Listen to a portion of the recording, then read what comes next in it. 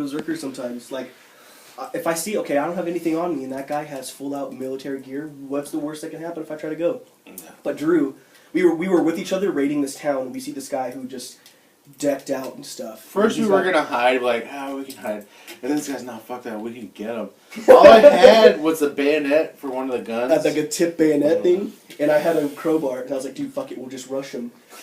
And those are like the worst weapons in the game. Yeah, so I go and I rush him, and I'm like, here, dude, you stay here, I'll just rush him. And if I die, big deal, maybe you can get him after. But he's not the type of guy that'll just let a friend go in by himself.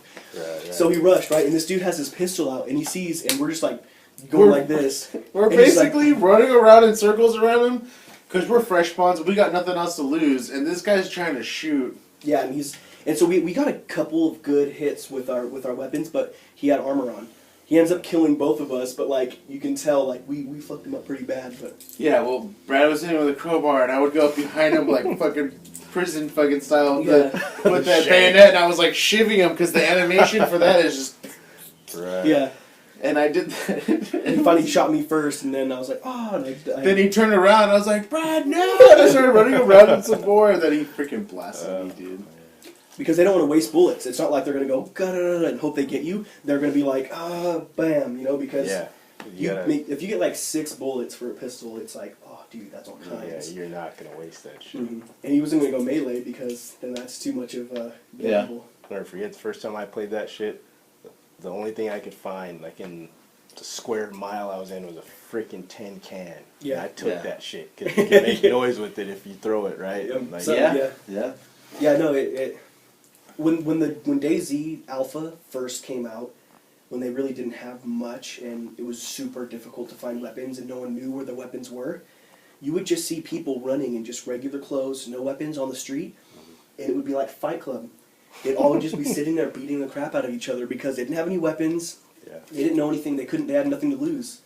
There'd be times me and Drew were trying to meet up. Like we'd be at towns maybe an hour away from each other. Yeah. And we'd be running in the same direction. We'd come across 15 people. And he'd either be like, hey dude, what's going on? And he'd be like, oh hey, what's up? And he'd pass you. Or you would see him put up their dukes as soon as you got close. And then so you put up yours and you're just like, okay, I'm not going to be able to get past him without a fight. Remember that one dude? Me and Drew, we actually had, Drew had a good weapon, I had a weapon with no ammo.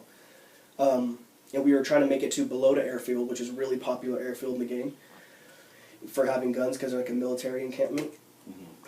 Mm-hmm. And we were kind of sneaking, and I was dying of dehydration, and he had been injured previously, so we were both kind of, the screen was kind of gray, screen grays out when you're injured.